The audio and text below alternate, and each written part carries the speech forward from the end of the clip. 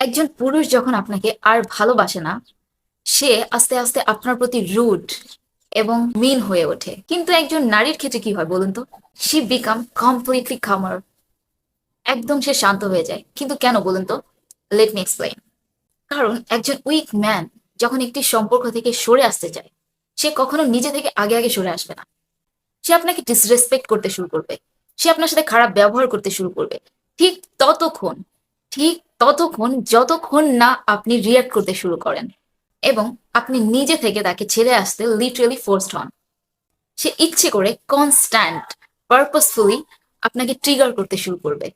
যখন আপনি আর সহ্য করতে পারবেন না, আপনি ব্রেকডাউন হয়ে যাবেন, ঠিক তখনই সে তার ট্রাম্প কার্ড বের করবে, অর্থাৎ তখনই সে ভিকটিম প্লে করা শুরু করবে।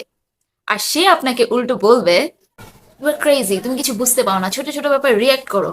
সে লিটারালি স্ক্রিপ্টটা এমন ভাবে ফ্লিপ করে দিবে যেন পুরো দোষটা আপনারই ছিল প্রথম থেকে। আপনিই যেন পুরোটা শুরু করছেন এবং পুরোটা করে চলছেন। সো এইসব টক্সিক মেন্টালিটির মানুষদের কাছ থেকে যতটা ডিস্টেন্স রাখা যায় ঠিক ততটাই ভালো। কারণ you can't fix someone who doesn't even see a problem with their action, right? তাই যে মানুষটা নিজের ভুলই বুঝতে পারে না, তাকে বদলানোর দায়িত্ব নিয়ে আপনার লাভ নেই।